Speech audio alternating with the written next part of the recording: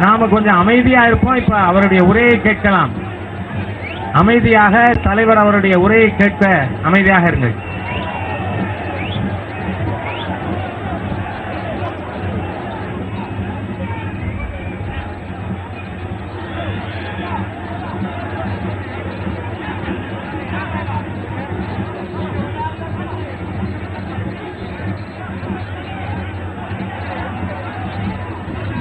நாம அமைதியா இருந்தாதான் அவர் பேச முடியும். தயவு செய்து அமைதியாக இருப்போம்.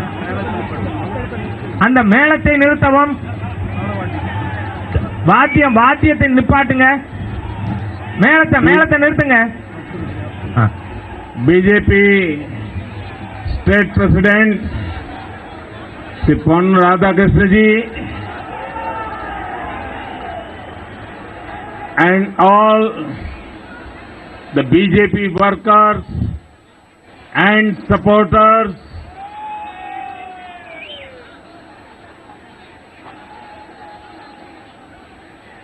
in northern India,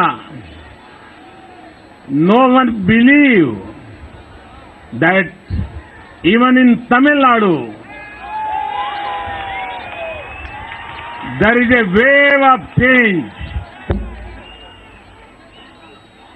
மாநில தலைவர் திரு பொன் ராதாகிருஷ்ணன் அவர்களே, பாரதிய ஜனதா கட்சியினுடைய செயல் வீரர்களே, ஆதரவாளர்களே, வட மாநிலங்களிலே தமிழகத்திலே மாற்றத்திற்கான ஒரு பேரலை இருக்கிறது என்பதை அவர்கள் நம்பவில்லை.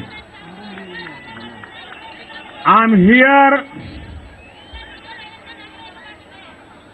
to convey my feelings and thanks to everybody in Tamil Nadu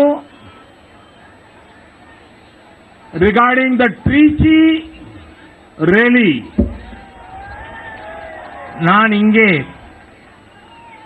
என்னுடைய உணர்வுகளையும் நன்றிகளையும் திருச்சியில் நடைபெற்ற பிரம்மாண்டமான அந்த பொதுக்கூட்டத்திற்காக உங்களுக்கு தெரிவிப்பதற்காக வந்திருக்கிறேன். It was a great success. அது ஒரு மகத்தான வெற்றியான பொதுக்கூட்டமாகும். And credit goes to the people of Tamil Nadu and the BJP workers of Tamil Nadu. அதற்கான பெருமை அனைத்தும் தமிழக மக்களுக்கும் பாரதிய ஜனதா கட்சியுடைய செயல் வீரர்கள் அனைவருக்கும் சேரும். And today again the mood of the workers, it shows that they are determined to fulfill the dream of the people, and that dream is Congress Mukta Bharat. இன்று மக்களுடைய கனவாக இருக்கின்ற காங்கிரஸ் அல்லாத இந்தியா என்கின்ற கனவை நனவாக்குவதற்கான மனோநிலையை நான் உங்கள் மத்தியிலே காண்கிறேன். मित्रों, पिछले सप्ताह हिंदुस्तान के पूर्व पट्टी पर उड़ीसा, आंध्र, बिहार, बंगाल एक बहुत बड़ा साइक्लोन आया. சென்ற வாரம் இந்தியாவினுடைய கிழக்கு பகுதியிலே ஆந்திரா, ஒரிசா, பீகார், மேற்கு வங்கம் ஆகிய மாநிலங்களிலே மிகப்பெரிய சூறாவளியானது வந்தது. लगता था कि वो साइक्लोन हिंदुस्तान के इन राज्यों का विनाश कर देगा. என்ன எதிர்பார்க்கப்பட்டது என்று சொன்னால் இந்த சூறாவளியானது பாரத நாட்டில் இருக்கின்ற இந்த பகுதிகளை நாசமாக்கி விடும் என்று எதிர்பார்த்தார்கள். लेकिन जैसा भय था वैसा विनाश नहीं हुआ. पूरे हिंदुस्तान ने और दुनिया ने एक शांति महसूस की.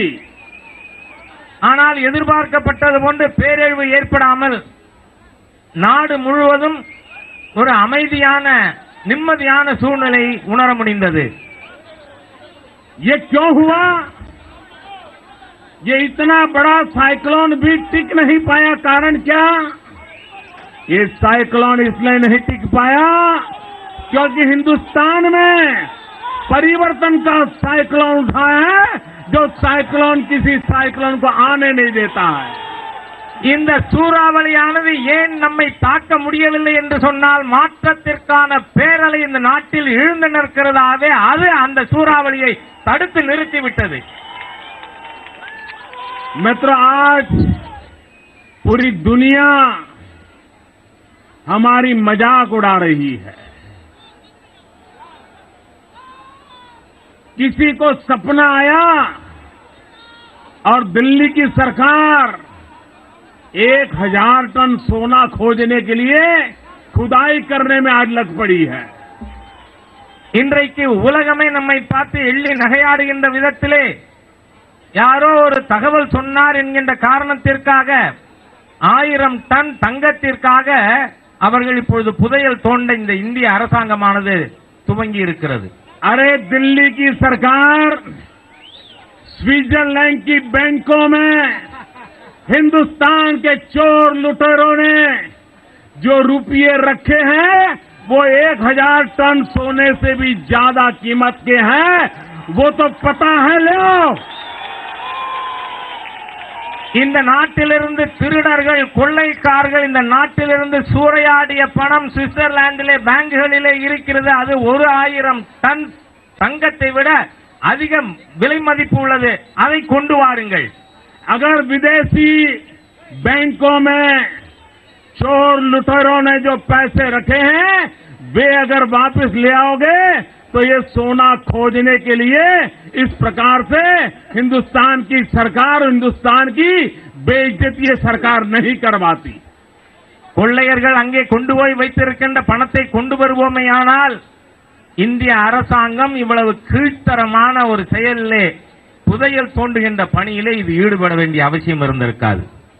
एक बार तमिलनाडु भारतीय जनता पार्टी, मैं साफ देख रहा हूं तमिलनाडु के लोगों ने भी दिल्ली के तख्त को बदलने का फैसला कर लिया है। நான் தமிழகத்தில் முழுமையாக பார்த்துக் கொண்டிருக்கிறேன்.